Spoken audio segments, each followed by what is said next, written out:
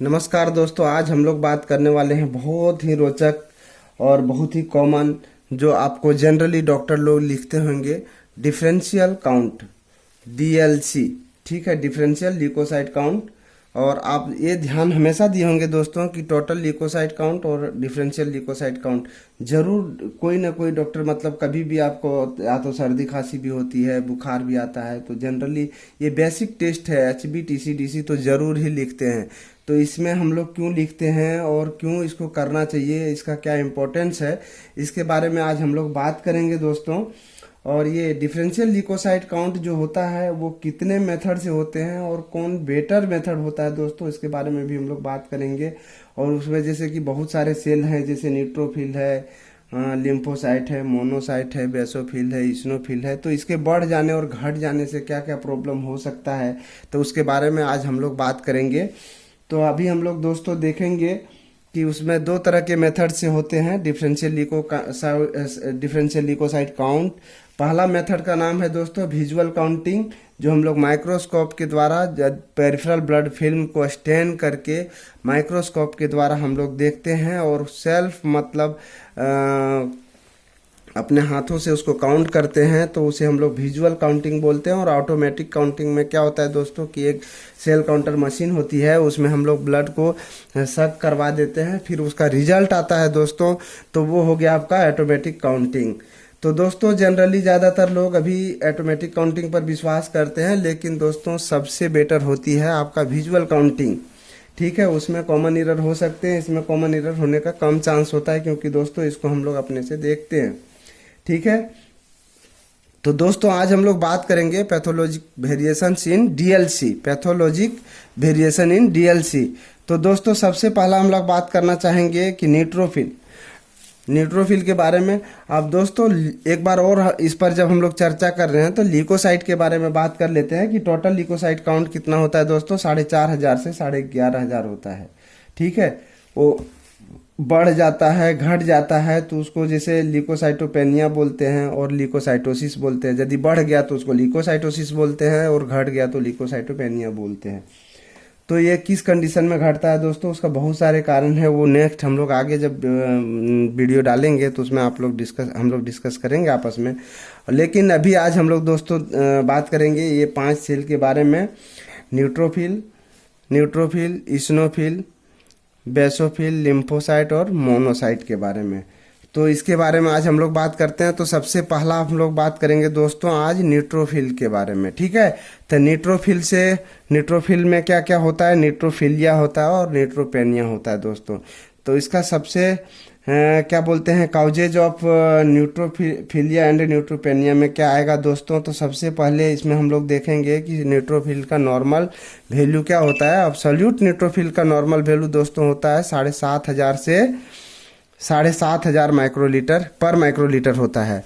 और मतलब लोअर जो होता है वो दोस्तों यदि 2,000 से कम हो गया तो उसको हम लोग क्या बोलते हैं, न्यूट्रोपेनिया बोलते हैं। और 7,500 से ऊपर ज़्यादा हो गया तो उसको हम लोग दोस्तों न्यूट्रोफिलिया बोलते हैं।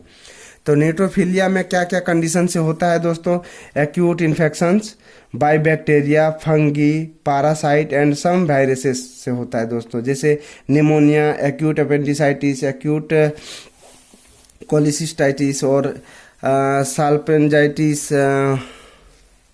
पेरिटोन्सिलाइटिस। इसके बाद abscess, acute tonsillitis, actinomycosis and poliomyelitis से होता है दोस्तों, फ्रोंकल से होता है और फ्रोंकल हो गया। इसके बाद दोस्तों इंटॉक्सिकेशन में क्या क्या होता है दोस्तों, इंटॉक्सिकेशन में होता है आपका uraemia, diabetic keto acidosis, poisoning by chemicals, eclampsia. इसके बाद होता है दोस्तों तीसरा inflammations for tissue damage, inflammations for tissue damage.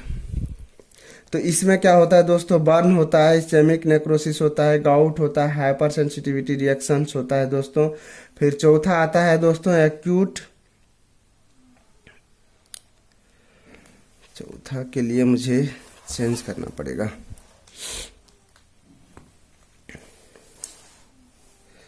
चौथा आता है दोस्तों एक्यूट हेमरेजिक।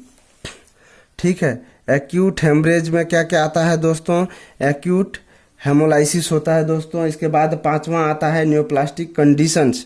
न्योप्लास्टिक कंडीशंस में क्या क्या होता है दोस्तों, माइलॉइड ल्यूकेमिया होता है, chronic myeloid leukaemia, polycythaemia vera, myelofibrosis, disseminated cancer.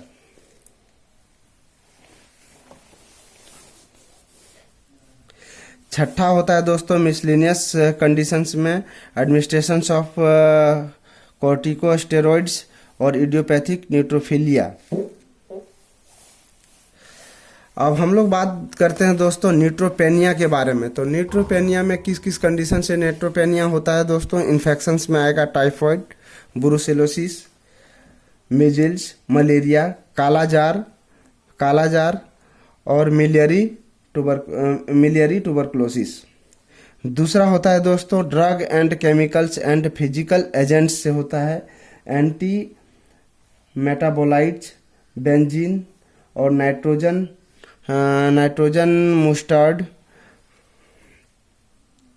Irradiation. इसके बाद होता है दोस्तों हेमेटोलॉजिकल एंड अदर डिजीज में। हेमेटोलॉजिकल एंड अदर डिजीज में होगा plastic anaemia, pernicious anaemia, SLE, Gaucher's disease, cachexia और एनाफ्लाइटिक शॉक। इसके बाद हम लोग बात करेंगे दोस्तों लिम्फोसाइट के बारे में। तो लिम्फोसाइट जो होता है दोस्तों उसका जो है एब्सोल्यूट लिम्फोसाइट काउंट कितना होगा दोस्तों, उसका एब्सोल्यूट लिम्फोसाइट काउंट यदि 4000 से बढ़ जाता है, 4000 माइक्रोलीटर से यदि बढ़ जाता है दोस्तों, तो फिर हम लोग उसको क्या बोलेंगे, ये लिम्फोसाइटोसिस। और यदि 1500 से कम हो जाता है दोस्तों, 1500 पर माइक्रोलीटर से यदि कम हो जाता है तो उसको हम लोग बोलेंगे लिम्फोपेनिया। तो लिम्फोसाइटोसिस का क्या कारण होता है दोस्तों, तो काउजेज ऑफ लिम्फोसाइटोसिस होगा एक्यूट इन्फेक्शंस में। एक्यूट इन्फेक्शन में क्या क्या आएगा दोस्तों, तो एक्यूट इन्फेक्शंस में आएगा पर्ट्यूसस, इन्फेक्शस मोनोन्यूक्लियोसिस, ब्रुसेलोसिस और वायरल हेपेटाइटिस। इसके बाद होता है दोस्तों क्रोनिक इन्फेक्शन। क्रोनिक इन्फेक्शंस में क्या क्या आएगा, ट्यूबरकुलोसिस, ब्रुसेलोसिस, सेकेंडरी सिफिलिस। ये सब जो बता रहे हैं दोस्तों, ये जनरली कॉम्पिटिटिव एग्जाम में 100% पूछा जाता है और इसको आप लोग थोड़ा सा लाइटली नहीं लीजिएगा। इसको कभी सपोज दैट आपके घर में भी किसी को कोई तरह का प्रॉब्लम होता है तो आप इससे क्लियर कर सकते हैं कि मेरे मतलब ये लिम्फोसाइट घट गया, बढ़ गया, तो किस कंडीशन से घट रहे हैं, बढ़ रहे हैं, तो उसको भी आप लोग इससे ये जान सकते हैं। इसके बाद आप डॉक्टर से आराम से बात कर सकते हैं दोस्तों। तो आपका इसमें तीसरा होगा हेमेटोपोइटिक डिसऑर्डर्स में। हेमेटोपोइटिक डिसऑर्डर्स में होगा CLL, ठीक है। इसके बाद दूसरा होता है दोस्तों NHL। तो NHL का क्या होता है, नॉन हॉजकिंस लिम्फोमा, और CLL का होगा क्रोनिक लिम्फोसिटिक ल्यूकेमिया। एक बार आप लोग देख लीजिएगा कि शायद यही होना चाहिए, क्रोनिक लिम्फोसिटिक ल्यूकेमिया। और NHL का फुल फॉर्म होता है दोस्तों नॉन हॉजकिंस लिम्फोमा। अब लिम्फोपेनिया कैसे होता है दोस्तों, उसका क्या कारण होता है, काउजेज ऑफ लिम्फोपेनिया का होता है दोस्तों aplastic anaemia, high dose of steroid administrations, AIDS, Hodgkin's disease और इरेडिएशंस। अब नेक्स्ट हम लोग बात करते हैं दोस्तों, वो है मोनोसाइटोसिस, ठीक है।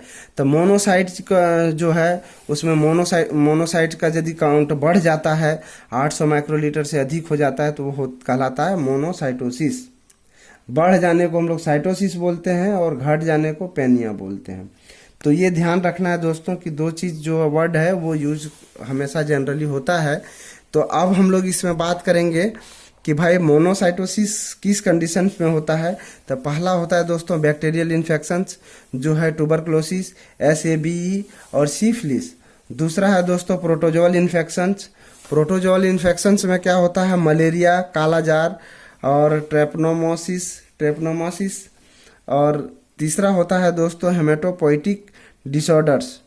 तो हेमेटोपोइटिक डिसऑर्डर्स में क्या क्या होंगे दोस्तों, monocytic leukaemia, Hodgkin's disease, multiple myeloma और माइलो प्रोलिफरेटिव डिसऑर्डर्स, ठीक है। अब इसका चौथा जो होता है दोस्तों वो है आपका मिसलेनियस कंडीशंस में होता है सार्कोस्टेरॉइड्स। इसके बाद होता है cancer of ovary breast and stomach, cancer of ovary breast and stomach. ये सब कंडीशन से दोस्तों क्या होता है, मोनोसाइटोसिस होता है।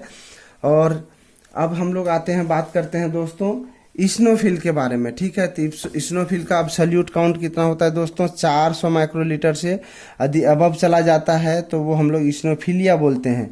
तो इस्नोफिलिया किस किस कंडीशन में होता है दोस्तों, कभी कभी आप देखिएगा किन्हीं को सर्दी बहुत जल्दी जल्दी होती है, जैसे एलर्जिक कंडीशंस में। तो एलर्जिक डिसऑर्डर्स में क्या क्या होता है, ब्रोंचियल अस्थमा होता है, यूर्टिकारिया होता है, हाई फीवर होता है, ड्रग हाइपर सेंसिटिविटी होता है। तो दोस्तों इसमें आप ये भी ध्यान दिए होंगे कि बहुत लोगों को खांसी होती है, सर्दी वगैरह, ठंड आया नहीं कि सर्दी शुरू हो जाता है, तो वो सब कैसे होता है, इस्नोफिलिया के भी बढ़ने से होता है।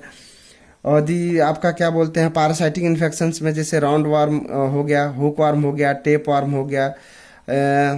इसके बाद होता है दोस्तों इसिनोकोकोसिस से होता है। इसके बाद स्किन डिजीज में आ जाइए दोस्तों। तो स्किन डिजीज में क्या होता है कि पेम्फिगस होता है, डर्मेटाइटिस, हर्पेटिफॉर्मिस होता है दोस्तों, इरिदमा मल्टीफॉर्म होता है। इसके बाद चौथा है जो दोस्तों हम लोग बात करेंगे वो है पल्मोनरी डिजीज में होता है लॉफर्स सिंड्रोम और ट्रॉपिकल इसिनोफिलिया, ठीक है। तो ये हो गया दोस्तों आपका इसिनोफिलिया के बारे में। फिर और हम लोग देखते हैं, नेक्स्ट पेज में हम लोग जाएंगे, इसके बाद इस पर डिस्कस करते हैं। वो जो है आपका पांचवा है दोस्तों हेमेटोपोइटिक डिजीज में chronic myeloid leukaemia, polycythaemia vera, Hodgkin's disease, pernicious anaemia. इसके बाद मेसलेनियस कंडीशंस में होता है rheumatoid arthritis, poly arthritis nodosa. इसके बाद सार्कोस्टेरॉइड्स। इसके बाद ई रेडिएशंस। और इसिनोपेनिया जो होता है दोस्तों, जब इसिनोफिल का काउंट डाउन हो जाता है तो उसको हम लोग इसिनोपेनिया बोलते हैं। तो वो होता है दोस्तों, वो स्टेरॉयड एडमिनिस्ट्रेशंस के कारण होता है, ठीक है। अब बेसोफिल जो है दोस्तों, तो एब्सोल्यूट बेसोफिल काउंट जो है 100 माइक्रोलीटर से यदि बढ़ जाता है तो उसको बेसोफिलिया बोलते हैं दोस्तों। तो बेसोफिलिया किस किस कंडीशन से होता है, तो बेसोफिलिया का मुख्य कारण होता है chronic myeloid leukaemia, polycythaemia vera और माइक्सोइडिमा, अल्सरेटिव कोलाइटिस, हॉजकिंस डिजीज और ऑर्टिकेरिया पिगमेंटोसा। तो ये है दोस्तों आपका डीएलसी से रिलेटेड जितने भी साइटोसिस और क्या बोलते हैं पेनिया जो होते हैं उसके बारे में आज हम लोग चर्चा किए हैं। तो यदि आप लोगों को दोस्तों अच्छा लगा होगा तो आप लोग आपस में ज़रूर शेयर कीजिएगा। धन्यवाद। और ये जितने चीज़ है ना आपको जनरली कंपटीशन एग्जाम में 100% पूछते ही हैं, तो इसलिए इसको आप लोग थोड़ा सा ध्यान दीजिएगा। इसको जितना मतलब बार बार हो सकता है तो बार बार पढ़िए। आपको जिस बुक से अच्छा लगे उस बुक से कोशिश करिए पढ़ने के लिए, और जनरली ये सब एग्जाम में पूछे जाते हैं। धन्यवाद दोस्तों।